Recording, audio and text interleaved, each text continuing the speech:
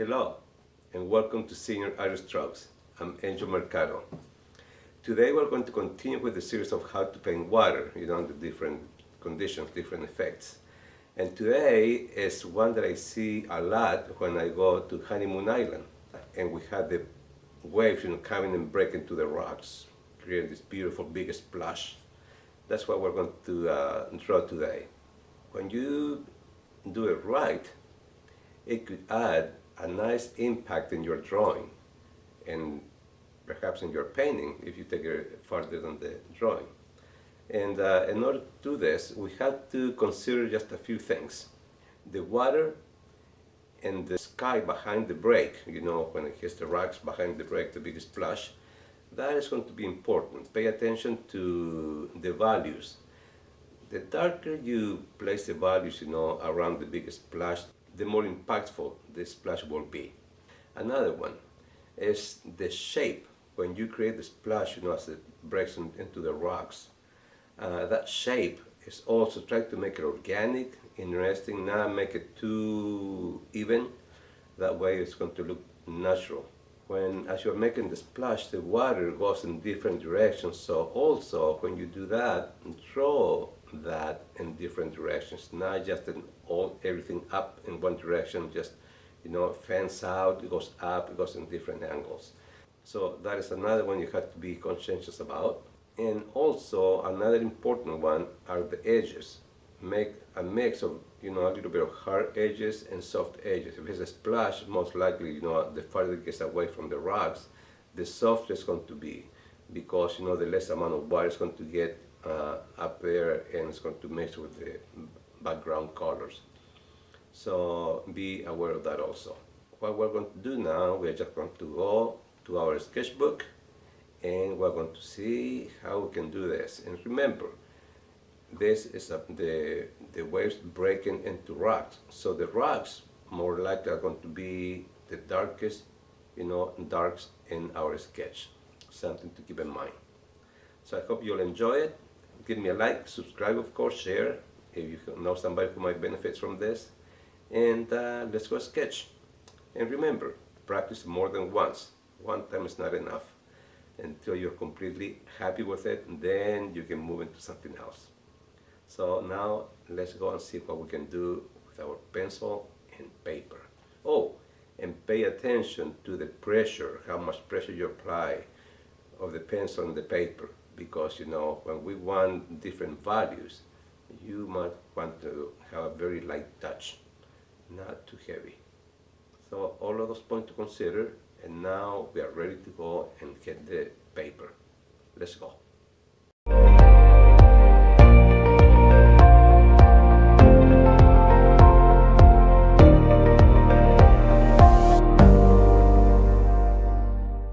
So first thing I'd like to do, as always, I'd like to build a little frame around it. That way we know where the image is going to go, and we can start designing our composition. In this case, we're going to have just a little bit of sand showing by the edge of the water, and we're going to have some rocks in here. And these rocks are going to be visible in some areas, and and the water is going to hide some of them. So those are the rocks, and here we're going to have this nice big splash. And all of this, as you can see, I'm doing it very light, like how I always like to start my drawings. And it's going to come more white water here. The horizon line is going to be about right here, where we're going to see a little bit of a sky. You could maybe do it just all water, but just to add a little more dimension, I'm just going to move the splash a little bit higher than the horizon line. That way it's not going to be touching the same line. And that is about the drawing we need to do. The first thing we're going to do, we're going to add a little bit of tone to the sky. And simply we're just going to go up and down here, very light. I'm using a number 2 pencil, and I'm just adding a little bit of tone to the sky. Very light, nothing too complicated. here. I'm going to skip a little bit of this because the splash goes into the sky. And I'm going to go back to the horizon line where it's there. There we go. So there we have a little bit of tone in the sky right now. Let me darken it just a little bit more. And of course we're going to adjust all of this as we move along. This is just the initial. To me that's kind of like putting paint on the canvas for the first time. You know, we're just adding tone to the paper. Okay, and this big splash goes here, comes like this. So here is where we're going to have the water, and I'm just going to go in horizontal movement just all the way from the top to the bottom. And of course as we get close to the splash, you know, it's going to be more irregular because some of this is going to be covered by the water splashing, and we're going to see some of it in some areas. Same thing here, we have the horizon line. We go, and here we're going to see a little bit of water, not a whole lot, because the foam is going to cover most of this, the water. There we go. So I'm looking at it, I'm kind of like it. So now I'm going to go back, and I'm going to start going a little bit darker. Remember when I said if you really want to show the splash of the water, you know, you're going to have to go a little bit darker in the background. That way we can see the shape better, and that's what I'm trying to do. I'm trying to recreate that. So this time we can start seeing the image of the big break emerge. And I see now that I need to darken the sky some because it's just too close in value to the, you know, to the water that we want to showcase. So I'm going to start darkening this also. And I'm going in the same direction this time as the water. And remember, this is just the HB pencil, so that means we have plenty of room to go a lot darker if we need to, which we will. The rocks usually they're going to start, you're going to see them darker towards the bottom because it's the area where they get the least amount of sun. So it will be darker. Also maybe we can start creating some shapes here to break them into different smaller pieces like that. And I'm darkening this area also because we need to create, you know, the contrast between these different planes. Okay, so what I'm looking at now is here's the sand plane. 1, 2 is the foreground of the water, the mass of the rocks. Now we have the big splash here of the water, right? And we have the background, which is the sea, horizon line, and then we have the sky. Okay, so as I'm looking at it, I'm thinking, yeah, this is going to work.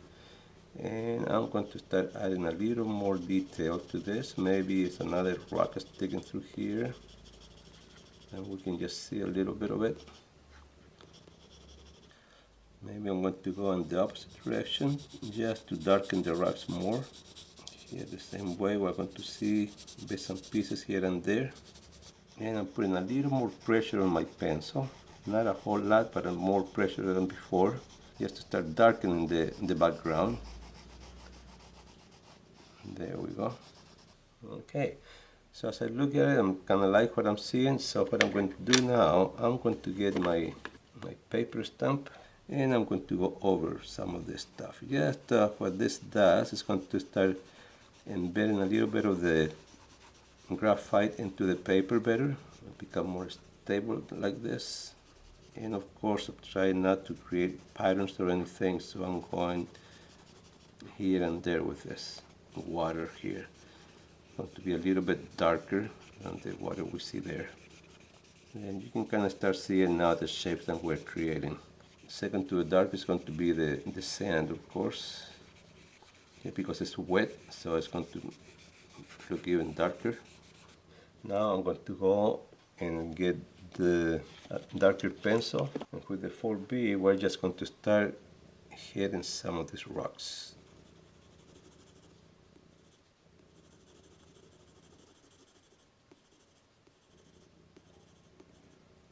Showing little pieces here and there. And as you see, as we go darker, you can really start seeing now the shape of the wake, you know, the break, I mean, to say, of the water. And we're going to go, maybe it's a little bit of reflection there. Also, you know, the splash is not going to be all white because it's going to be some of the water is going to cover the sunlight, so it's going to create some kind of shadows within the water. So that's exactly what I'm doing. And when I said let's try to make this go in different directions, it's important that we do that. That way it will look more natural. And you can kind of see how fast we can create, you know, this. It doesn't. We haven't spent a whole lot of time doing this, and we can already see what's going on here. The sky also, darken it a little bit more so we can showcase this better. And when you have the corners a little bit darker than the rest of the area, it's going to pull the eye into this area. To add a little more drama to it, we're going to make a few darker spots.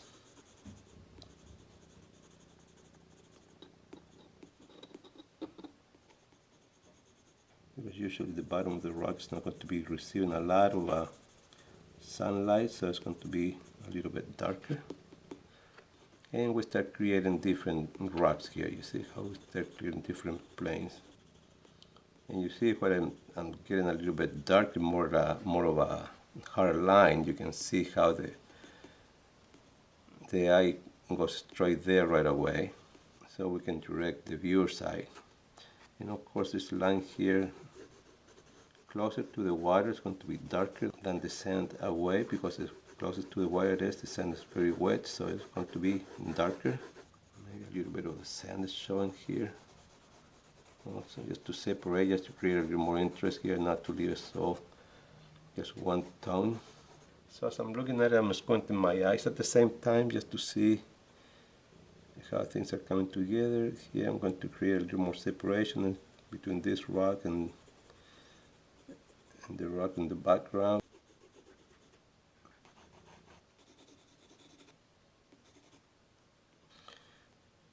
Okay, so here I'm going in different directions with my stump, more like in a circular motion. So now I'm going to get my number 6 pencil, 6B. I'm just going to put a few darker tones on my rocks, just here and there. Here has more of a, shows more, maybe this one here is just under shadow, so it's going to be darker. And go over it and darken it up a little bit, maybe right there it's going to be a little bit darker also. Like I said, these are going to have the darkest tones, so that's what I'm trying to do at the same time, just paying attention that I'm going to go dark, but not dark, you know. Here, along the water. And there, we have this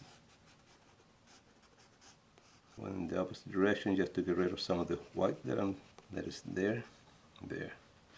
And what I'm going to do here, I'm going to make the horizon line a little more visible, like this. And here and there is going to be darker, not all over the place, but it has some, you know, the water never looks all the same, depends how deep it is, where it's at, or the movement of the water. You're going to see some darker areas. Here I'm going to make some irregular marks because, you know, there are weeds and some little shells and different things, so it's never going to be even. It's always going to have some light and darker passes, so just add a little bit of texture to it.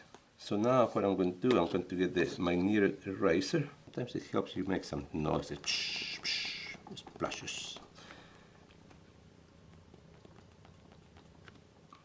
Lighter tone, like that. And here, you know, sometimes we see water kind of like running through the rocks, like this. Kind of like white in some areas. a little bit whiter here and there. Also in the back, just to show them, there's a little, we have some little white caps in the back. Maybe a little wave there is forming. Maybe there's another one forming here in the background, like that. Yes, here and there to indicate that there is movement, you know, in the water. So I'm looking at the overall piece and I kind of like the way it's going, so I'm going to continue to make some darker marks here and there. So I'm going to get my 4B pencil and I'm going to go under some of this water here and also making it regular just to see that the water is really moving. Maybe here I'm going to go up and down a little bit just to darken it a little bit more, and this is going to give more like the illusion of some kind of reflection also in the water. And here also where these waves are forming at the bottom underneath, that's very little. If we put too much detail here at the distance, we're going to kill the illusion of distance. We don't want to put a lot of detail, just enough to show them, yes, there's movement going on there. Okay, I'm going to darken it a little bit, but I'm going with my pencil very light. I'm putting very little pressure on it because I don't want to make it too dark. And as I do this, maybe I'm going to just start directing this in a different planes or different shapes. I raise the sky up a little bit more because I want this to show up a little bit lower from the top, not so close to the top. That way we can showcase it even more. So you see how a little by little we're just almost getting there. This is almost near completion. Just pay attention to the pressure you're applying to the paper mostly, and the pencil according to the pencil you're using. Maybe in this one here I'm going to lower this a little bit more. By darkening this corner a little bit more, I'm going to darken the water a little bit more. And you can see how it's really showing the brightness of the water splashing on the rocks. It's my 6B pencil, and I'm going to make this a little bit darker right by the edge of the water. See, by doing that, look how much it brings this foam forward. And where's the most contrast, that's where the eye is going to go straight. So I just want the eye to go to one area, it's going to go to this area. I want this a little bit more of a shadow so we can see different splashes and give this a little more dimension. Maybe I can get little tips like this, you see, just a little dot and just put a little, just a few, not too many. So there you go, that's how we create the illusion of, you know, the water splashing on the rocks. Now, if you didn't follow me along, I hope you're going to get a piece of paper and go and try to see if you can recreate this. Thank you for watching, and till next time, and happy drawing. Goodbye.